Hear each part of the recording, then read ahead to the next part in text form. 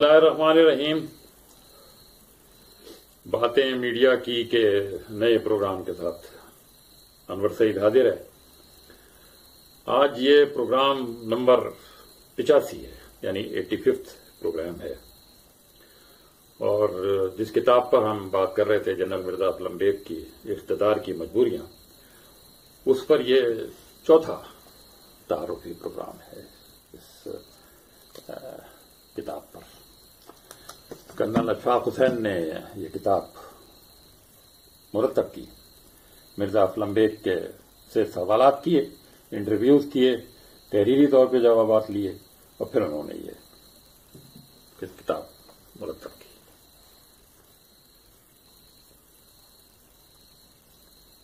جس چیز کا آپ ذکر ہو رہا تھا وہ 1990 کے انتخابات تھے۔ ان انتخابات میں نواز شریف وزیر اعظم بن گئے۔ اسی دوران عراق اور سعودی عرب میں اختلافات کی بنا پر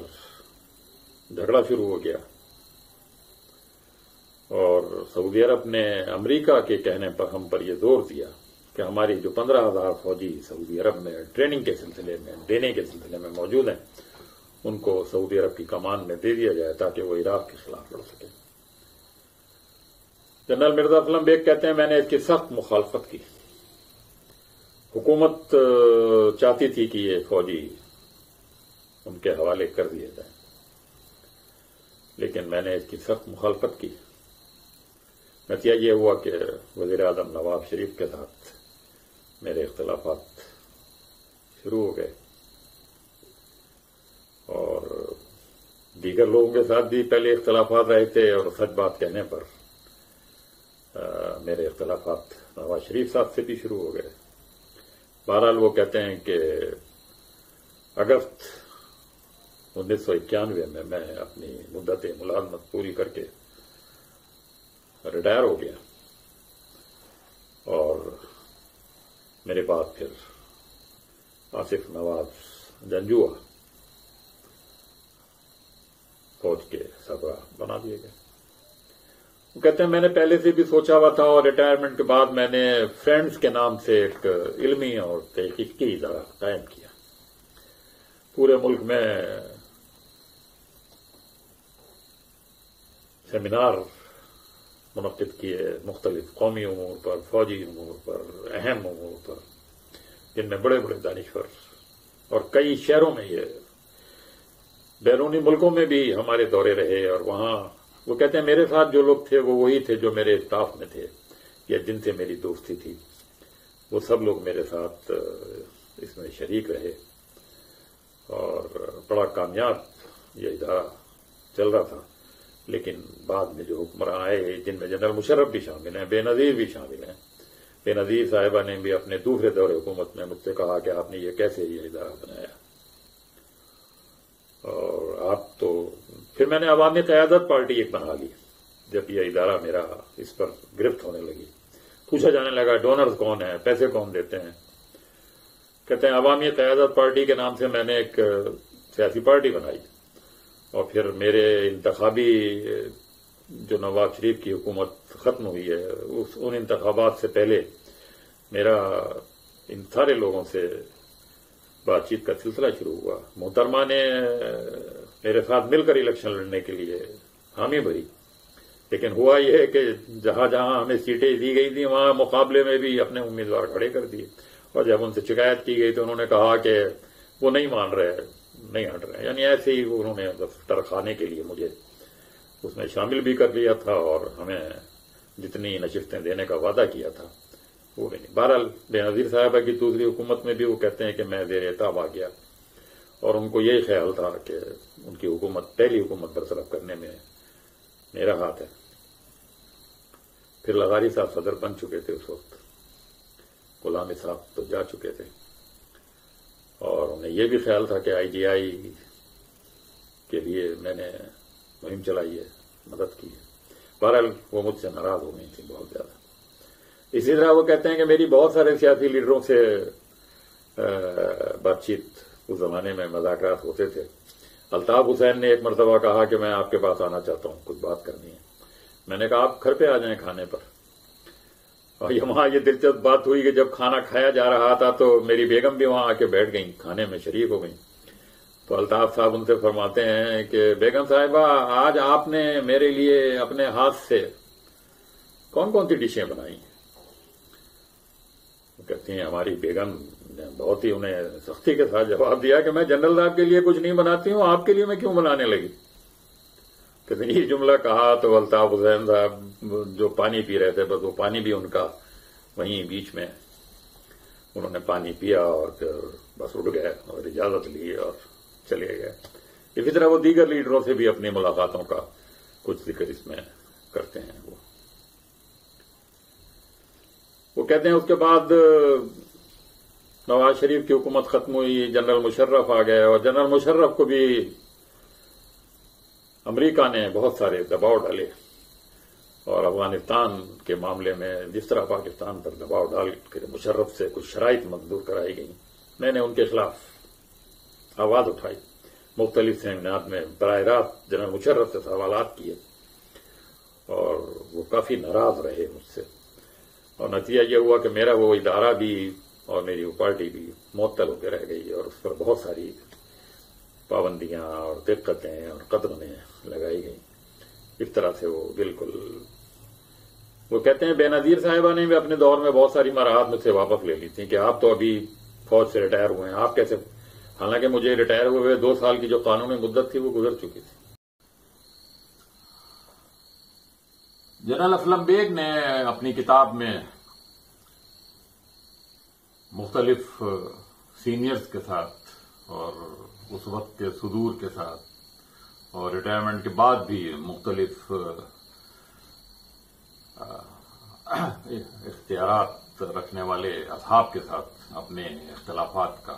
یا کہنا چاہیے اپنی اختلافی رائے کے اظہار کا بار بار ذکر کیا ہے, اور انہوں نے اس بات کا اعادہ کیا ہے کئی جگہ کہ انہیں اپنی الگ رائے جو ان کے خیال میں صحیح ہوتی تھی اظہار کرنے پر مختلف نقصانات اٹھانے پڑے. وہ بتاتے ہیں کہ جنرل پرویز مشرف سے جامع حفظہ کے مسئلے پر انہوں نے کافی تنقید کی تھی اور ان کو مختلف قسم کی آراء دی تھی جو انہوں نے نہیں مانی, اور انہوں نے وہاں کارروائی کی جس کے بڑے خراب نتائج قبائلی علاقوں میں برآمد ہوئے, اور پھر پورے ملک کے لیے وہ وبال جان بن گئے وہ اقدامات. اسی طرح سے افغان جنگ بعد والی, روس سے آزادی والی نہیں, جب امریکہ نے طالبان کے خلاف کارروائی کی, اس حوالے سے بھی وہ کہتے ہیں کہ ہم نے اپنے ادارے کے تحت اور مختلف مضامین کے ذریعے اور مختلف سیمینار میں, یا جہاں جنرل مشرف سے کسی میٹنگ میں یا کسی سیمینار میں دو بدو بات ہوئی تو ہم نے ان کو مختلف تجاویز دی, ان کی اقدامات پر تنقید کی. ڈاکٹر قدیر کے حوالے سے وہ کہتے ہیں کہ ہمارے صدر صاحب سے بہت زیادہ اختلافات رہے, اور ہم انہیں سمجھاتے رہے کہ وہ اس طرح کے کام نہ کریں. ڈاکٹر قدیر کی وہ تعریف کرتے ہیں اور وہ کہتے ہیں کہ انہوں نے بہت لگن کے ساتھ, بہت جذبے کے ساتھ پاکستان کو ایک ایسی چیز دے دی جو ریئل ڈیٹرنٹ ہے آپ کے پڑوسی کے ساتھ. وہ کہتے ہیں کہ ٹیکنالوجی تو ایٹم بم بنانے کی ٹرانسفر ہو سکتی ہے, سامان بھی نیوکلیئر انڈر ورلڈ سے مل سکتا ہے, لیکن اس سامان کی اسمبلی اور اس کو جوڑنا اور اس کو ملا کر اور پھر ایٹم بم بنانا,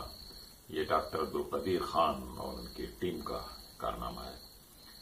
وہ کہتے ہیں کہ پاکستان نے سن 1984 میں ایٹم بم بنا لیا تھا, اور سن 86 میں تو کول ٹیسٹ بھی کر لیا تھا,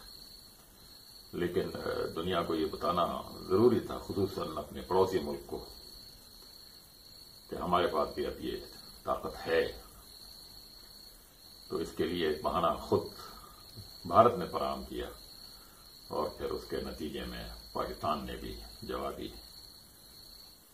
دھماکے کیے, تجربے کیے. وہ کہتے ہیں ان سارے معاملات میں ہم نے جنرل مشرف کی کو صحیح بات بتانے کی کوشش کی،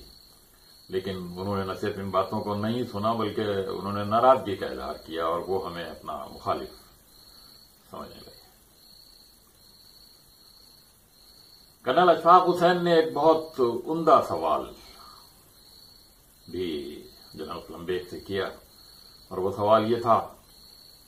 کہ پاکستان میں اتنی طویل مدت تک فوجی حکومتیں رہیں، ماشاء اللہ رہے، تو کیا ان ماشاء اللہ کے نفاذ اور اس میں فوج کے ملوث ہونے کی وجہ سے فوج کی پیشہ ورانہ زندگی پر اثرات مرتب ہوئے یا نہیں ہوئے؟ جنرل اسلم بیگ نے اس کا جواب نفی میں دیا۔ انہوں نے کہا کہ ماشاء اللہ لگنے کے باوجود سوائے اعلیٰ سطح کے 100-150 افسروں کے نچلی سطح پر سارا فوج، سارے جوان، سارے آفیسر اپنے کام کرتے رہے، وہ براہ راست ماشاء اللہ کی ڈیوٹیز میں ملوث نہیں تھے، اس لیے فوج کی پیشہ ورانہ زندگی پر ان ماشاء اللہوں کا کوئی خاص اثر نہیں پڑا، اور فوج اسی طرح سے منظم، متحد، ٹرینڈ رہی۔ وہ کہتے ہیں کہ امریکہ پاکستان کا دوست ہے، لیکن وہ پاکستان پر گہری نظر رکھتا ہے، اور جو اس کی کمزوریاں ہیں، جو اس کے معاشرے میں تضادات ہیں، ان تضادات پر بہت نہ صرف نظر رکھتا ہے بلکہ ان سے فائدہ اٹھاتا ہے، ان تضادات کو ابھارتا ہے، اس انتشار کو فروغ دیتا ہے، اور یہ ہر ملک کرتا ہے۔ انہوں نے اپنی کتاب کے نام کے حوالے سے 6-7 چیزیں ایسی گنائی ہیں جنہیں وہ اقتدار کی مجبوریاں کہتے ہیں۔ اپنی اس کتاب کا نام ہی انہوں نے اقتدار کی مجبوریاں رکھا ہے، اور جو مجبوریاں انہوں نے گنائی ہیں اس کتاب میں وہ قابل غور ہیں، اور وہ مجبوریاں یہ ہیں۔ کہتے ہیں کہ جنرل محمد ایوب خان کی مجبوری یہ تھی کہ انہوں نے اقتدار جنرل یحییٰ کے سپرد کر دیا، اگر وہ مجبور نہ ہوتے تو شاید ایسا نہ کرتے۔ جنرل یحییٰ کی مجبوری وہ یہ بتاتے ہیں کہ وہ 3 مارچ سن 1971 کو قومی اسمبلی کا جو اجلاس بلایا تھا ان کو مجبور کر کے یہ اجلاس ملتوی کرنے پر مجبور کیا گیا، یہ ان کی مجبوری۔ وہ کہتے ہیں جنرل ضیاء الحق کی مجبوری یہ تھی کہ انہوں نے بھٹو کے موت کے پروانے پر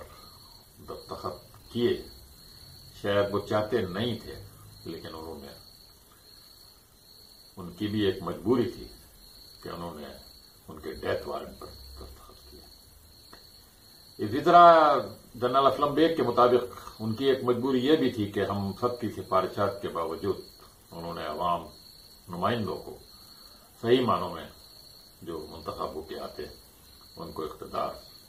منتقل نہیں کیا۔ جنرل پرویز مشرف کی مجبوری وہ یہ بتاتے ہیں کہ ہماری رائے کے برخلاف، ملکی اکثریتی رائے کے خلاف انہوں نے غیروں کے ساتھ مل کر